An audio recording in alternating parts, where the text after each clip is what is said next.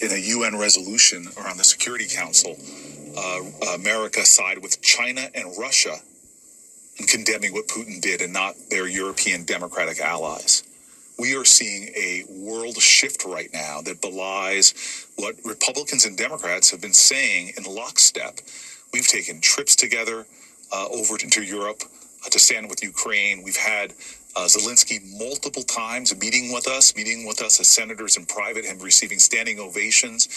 We had a joint session of Congress where he addressed us and we stood up, and people have said time and time again that this is a stand not just in defense of Ukraine, but defense of democracy. And if we lose in Ukraine, then authoritarian leaders around the world will be more emboldened, and America will be dragged into more and more conflicts defending democracy against autocracy and authoritarianism. So this is a significant moment and a significant shift in American history where we have our president who is taunting a world leader, lying about his approval ratings, lying about who started the war, lying about who is the dictator, accusing Zelensky of being a dictator, not the obvious one in Vladimir Putin, taunting him before he came in. This is the guy who was impeached once.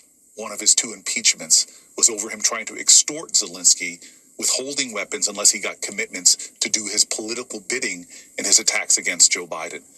This is a sad day for our nation.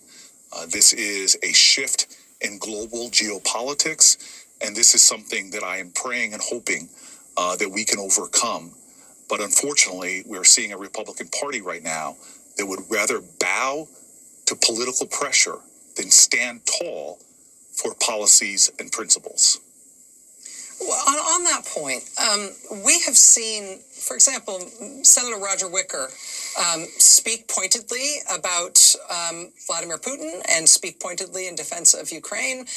We saw him meet this morning with Volodymyr Zelensky and post a tweet of him shaking his hand and talking about how much he supports him, saying how much he was there to support him. He just quietly took that down after what happened today in the Oval Office. We saw Lindsey Graham go from meeting with Zelensky this morning and praising him and talking about his support for him to demanding his resignation as soon as Vance and Trump put on that display today. We saw Marco Rubio, who is until recently considered to be sort of a realpolitik Republican on foreign policy issues in the United States Senate. He sat there inert in the Oval Office today, saying nothing. Looking green, and then put out a boilerplate North Korea-style tweet of praise for Donald Trump as soon as it was done. What do you make about hope for Republicans showing any sort of resistance here? Is there any? You know, again, this is a shift in our politics, that the Senate used to be a place where right or wrong, people would criticize a president when they stepped out of line, even one of their own party. And here is a situation that is so grave, and my colleagues know this because we meet with these leaders. I was in communication today with an Estonian leader. This has struck fear in their country because Estonia, Latvia, Lithuania, Moldova, these countries know the threat of Russia and worry because Putin is using the same rhetoric with them he used about the Ukrainian people. This has grand implications beyond just Ukraine. And we know our history, but yet are failing to learn from it. If there's ever a time for political courage, even if it means undermining one's ability to get reelected, this is a time for courage.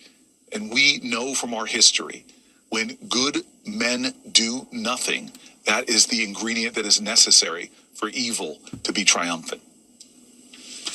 New Jersey U.S. Senator Cory Booker. Senator, I really appreciate you making time to be here tonight. It is, as you say, a very difficult day. Thank you.